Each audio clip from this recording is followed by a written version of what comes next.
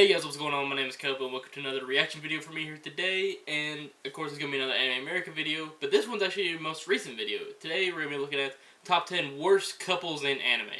And gonna go and give you guys a spoiler. The thumbnail has Chi-Chi and Goku on it, so I started thinking about it, and yeah, they are kind of a bad couple anyway. So yeah, let's go. Nothing else to talk about, and also still kind of tired. It's still early in the morning, so yeah. The early days of Anime America were a simple time. A time where we could take our time editing our videos. A time where copyright was nothing to worry about. True. A time where we could say whatever without easily offending anyone. Many faces have come and gone. Like this one here, Hannah.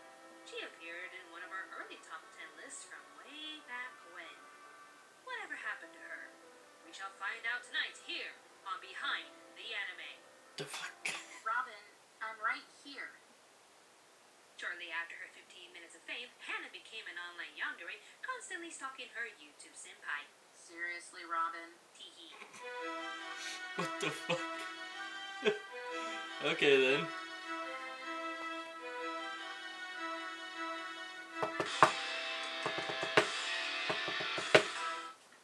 Horrible timing again. Well, welcome back, Hannah. Good to be back, Robin. Now that we've taken care of your introduction, as we silence those "who's that" comments, I'm gonna get back to work now. Well, what are you working on this time? Just another top 10 list, of course. Oh, do you need any help? Who are you again? I'm Tara. From the podcast. The one you rarely show up for? Ah, yeah, that thing. Well, I appreciate the help, but I think I can handle this. Are you sure? Yeah, no worries. I got this. I think I might be doing it a little bit.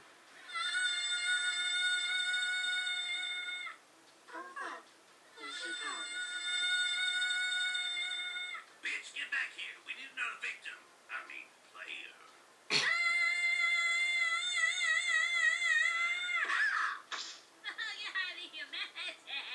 Hello? Shannon, What's wrong? this list, I can't even handle it. I thought it was going to be a simple list. A nice, simple list. But the candidates, they're so deplorable. I can't even stand them. What's this list about again? Top 10 worst couples in anime. As we have covered the most romantic couples and the most tragic ones, we are here to cover the worst of the worst couples in anime history. Couples that have a relationship so bad and nonsensical, we question how the hell are they in a relationship. Well, how bad could it be? Really? See for yourself. Well? Oh, come on! I am not doing this list alone, one way or another. Okay, let's see. Hideyoshi, it's a trap. The ending of Berserk, it's a trap. Boku no Pico, it's a trap. Uranus, it's a trap. And a blank card. This little rat here. Contract? Wow, that just went automatically. What's going on? All of you are going to suffer with me. Again. Top 10 worst couples of anime. That was, I think that's probably the longest intro they've had into a top 10 list. I could be completely wrong. So. Number 10. Have you ever met a couple where you feel so sad for one party involved? Like a time where you go, damn, they deserve so much better. A time where you realize you could replace one of them with a concrete brick, and it would be a vast improvement.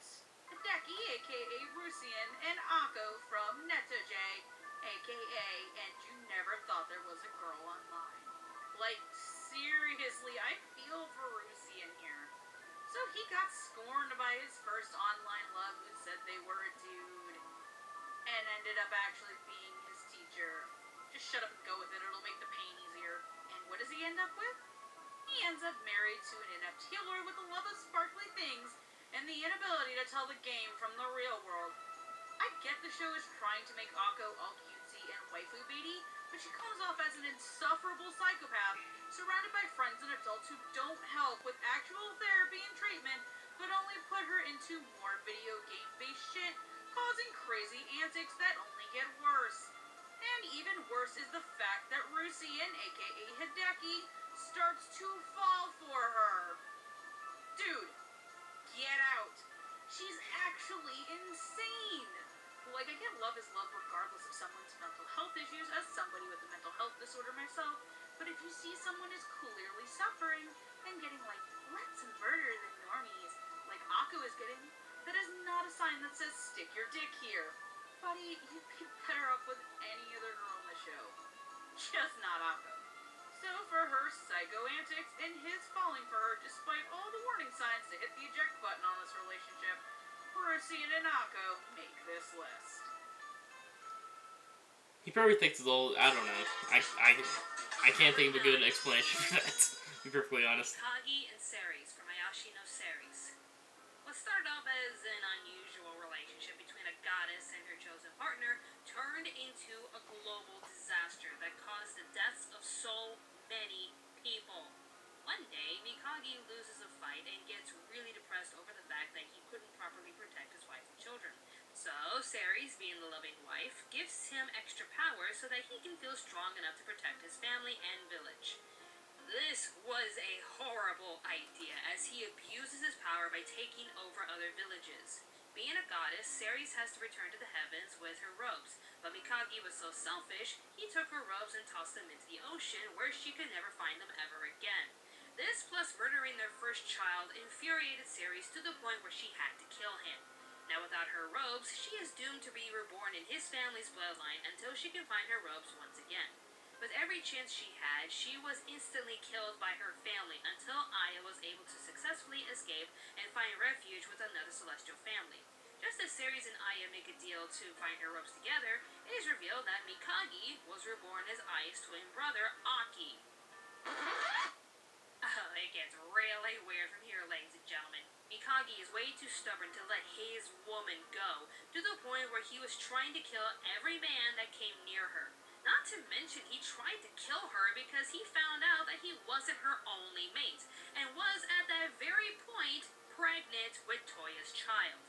At the very end of this celestial feud, his soul finally rests in the heavens with her, and all of his powers are gone.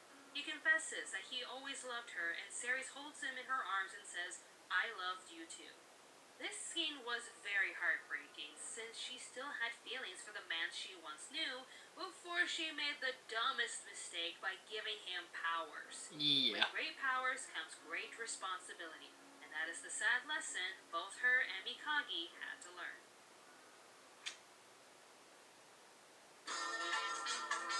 Number 8. Michiko Melandro and Hiroshi Morenos from Michiko and Hatchin. This was an interesting series following a very poor role model just trying to get her life together. Yes, she had a shady past as a thief and a gang member, but watching her struggle to find her own happy ending made us root for this mother.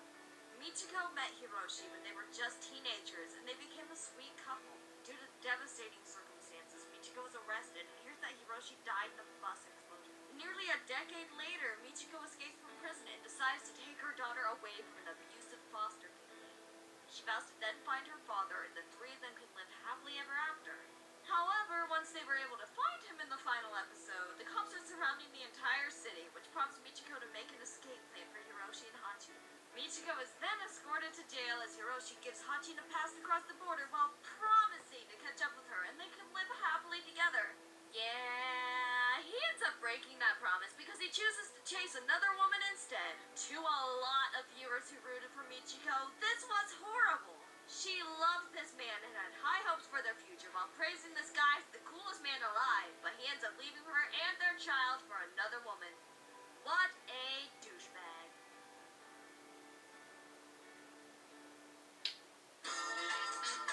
Number 7. Oh, look! Salt. Sasuke and Sakura from Naruto. Oh boy, I have been waiting for this day. Everything in my adult life has been building to this. Fuck you, Sasuke. Sakura, you deserve better. Girl, level to me woman to woman even though you're fictional.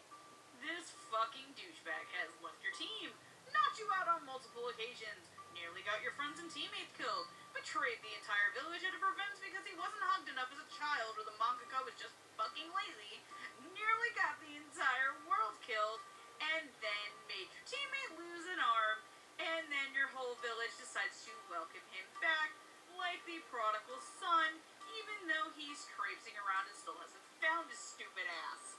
Girl, you lied to Naruto's fucking face about not liking him. Then you go traipsing around with his ass who's already left the goddamn village once and still hasn't found himself. Sakura, you don't need him. You can break a brick wall with your fucking pinky and are an amazing healer. You want kids? Feel more satisfied with him? Fine. Use his ass as a sperm donor. Just don't put a ring on it. But seriously, after all the bullshit Sasuke pulled, seeing her take him back so easily is BS. I don't care if he's the prodigal son returned. He's a loner douche who's caused more pain and sorrow than joy. So here's to you, Sasuke, you selfish fucking prick, and the girl who clearly deserves better. Sasuke's still cool though. I'm okay with it. I don't give a fuck about Sasuke's past and everything. Yes, he was a complete douchebag, but Sasuke's still cool. So. There is nothing good about this relationship. These two were dragged That's very into true. a crazy game of life or death together, and Yuno took to it like a fish to frickin' water. She relishes in the idea of killing people for the sake of protecting her precious Yuki. It doesn't matter who it is, it doesn't matter what they've done. She will even murder a child. She doesn't care. There are no standards with her. She was willing to go as far as to murder Yuki's mother just because Yuno wasn't sure she would approve of their relationship. She is nothing but manipulative and deceiving and goes out of her way to convince Yuki that she is the only person that will ever stay by his side. And eventually, that corruption and that deception completely takes over any rational thought that Yuki had to begin with, to the point where he even listens to her blatant lies and kills his best friends. Oh, but Yuki's not off the hook here. No. A lot of this with Yuno probably wouldn't have been fed so strongly if Yuki had just, backed off to begin with. At the very beginning of the game, he goes out of his way to side with Yuno and tell her exactly what she wants to hear. Because he doesn't want to die. So he will deceive and manipulate Yuno to make sure that his own butt is safe throughout the entire game. These two deserve each other, and they definitely deserve a spot on this list. Nope. Number 5. Goku and Chi-Chi from Dragon Ball Z. Yep. There is no doubt that Chi-Chi loved Goku and wanted to be his wife. But in the later years, we're seeing just how bad of a wife she really is. When it comes to being a mother, she's an incredible one as she's able to raise a powerful child while making sure he has a secured future. As a wife, however, it's as if she really had no idea who she was marrying. Referencing Musco X's video on Is Vegeta Nicer Than Goku?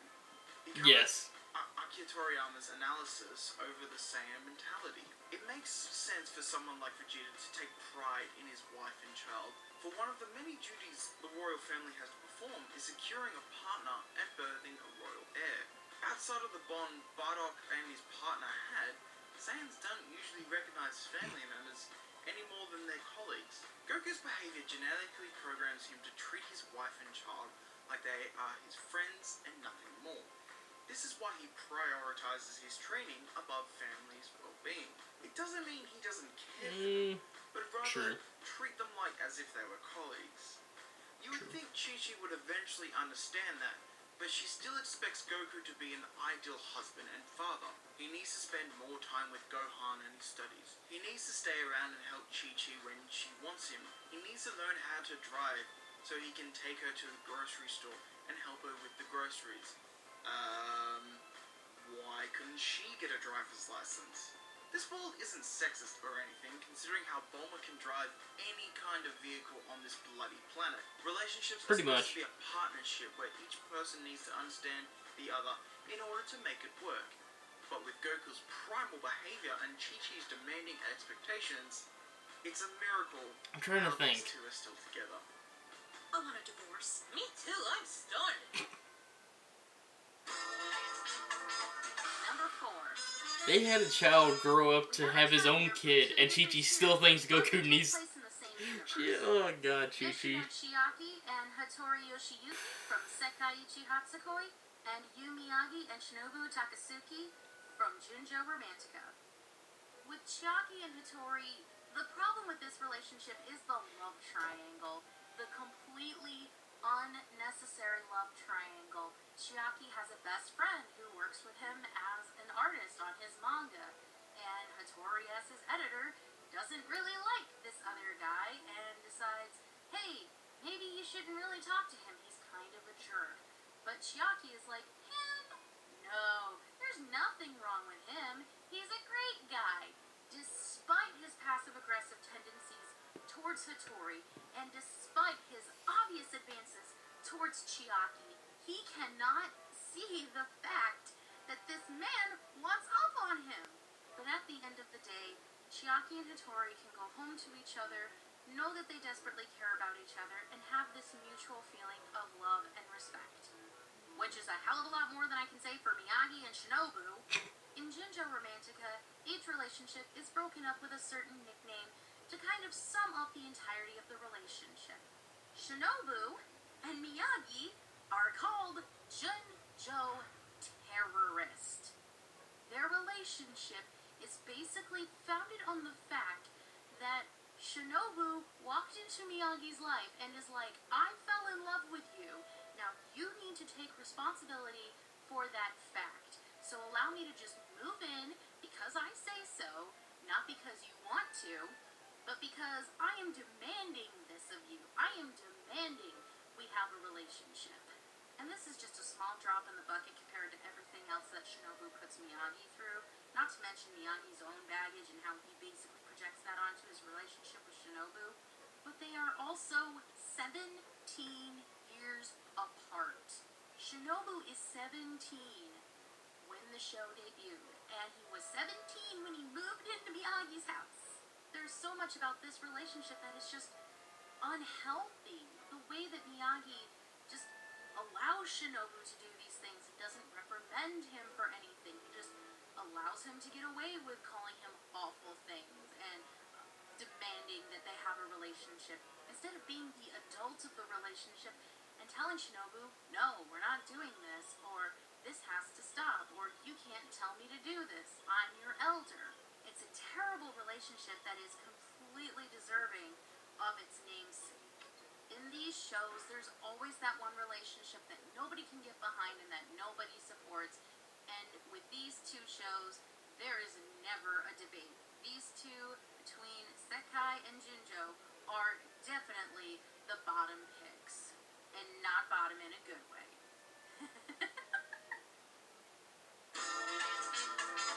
Number 3. Light and Misa from Death Note. Yeah. The only love you'll find here is one-sided. Misa becomes Pretty the hero much, of the yeah. second Death Note and sacrifices half of her lifespan to get the Shimigani's eyes. She uses this power to track down Light and find out that he's Kira. Once she was able to meet him in person, she promises to help him defeat L, as long as he promises to be her boyfriend. Well, we're off to a great start with these two. Eventually, Light was able to use his wits and manipulate and control her, so she'll do whatever he says as long as he notices her. Not to mention any hope that Misa had at being a smart character goes down the drain when Senpai notices her. This is downright a poor relationship as Misa seems to be the only one romantically interested. Light, however, only wishes to use her in his complicated scheme to become the new god of their world. He amuses her and keeps her close only to use her. Hell, he decides to up the ante by manipulating other women at the same time. With Light only caring about his goals, he will use, abuse, and manipulate anyone to get what he wants, including Misa, a hopeless romantic, foolish, convincing herself that Light loves her.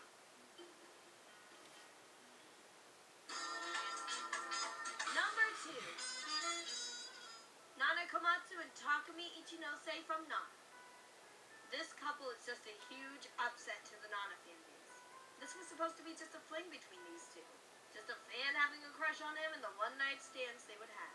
That's all this relationship was. Just a simple acknowledgement of each other as Takumi has other important things to do in his life. He would leave her many times alone, which wasn't good enough for her.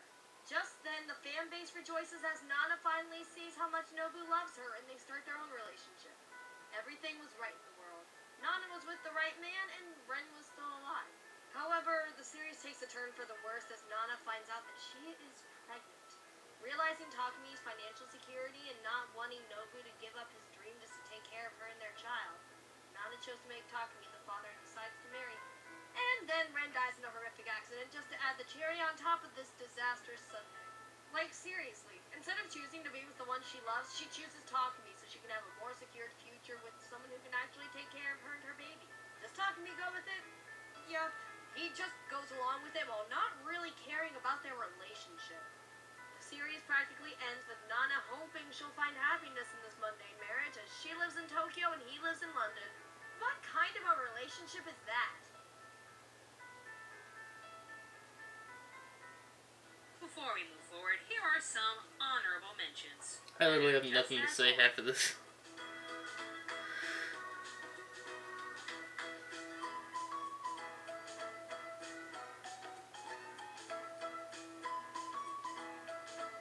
Yeah, I can see that.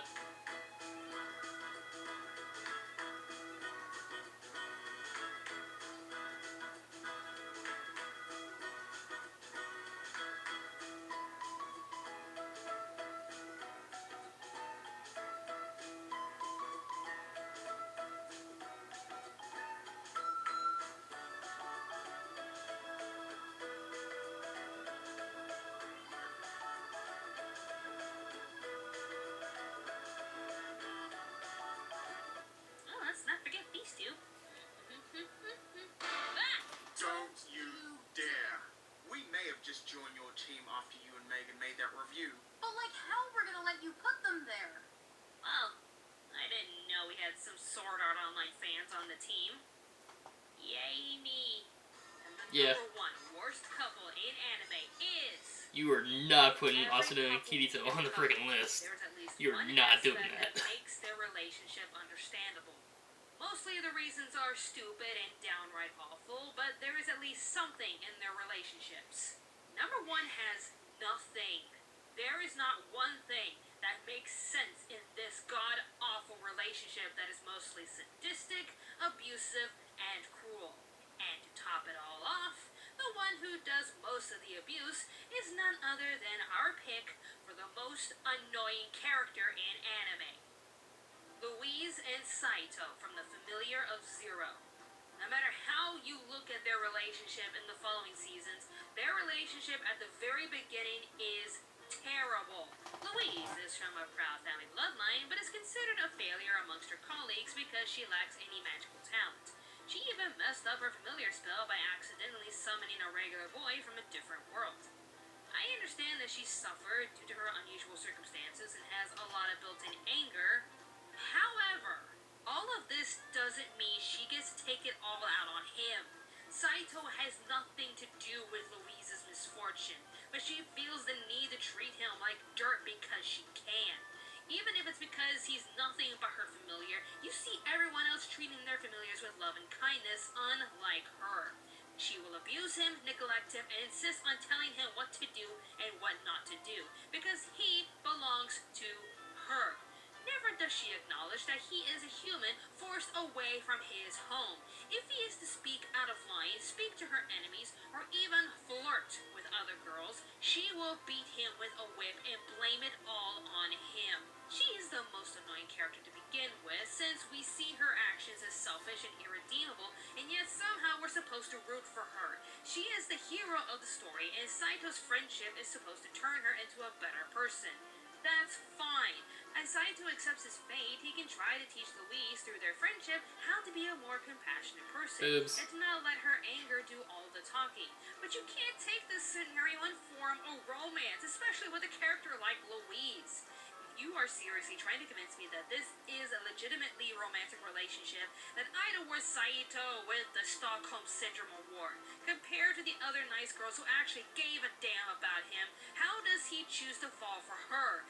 The abuse diminishes a bit and she acknowledges Saito as a person eventually, but how can you form a relationship with how incompatible these two are? And in the end, as I stated before, no one wants to see the spoiled, selfish brat to get what she wants. For their aggressive history and forced romance, we deem Louise and Saito as the worst couple in anime.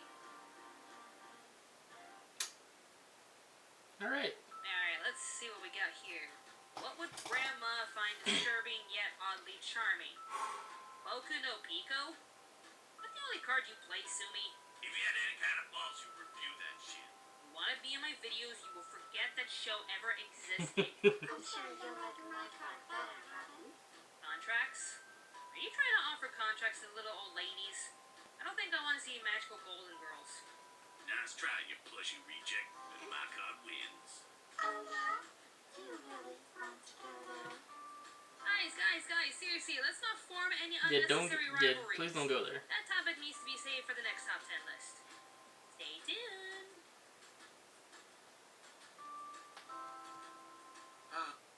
If only Light would love me, then we could be together forever. He would be my waifu. He would write me stories. And then I'm good.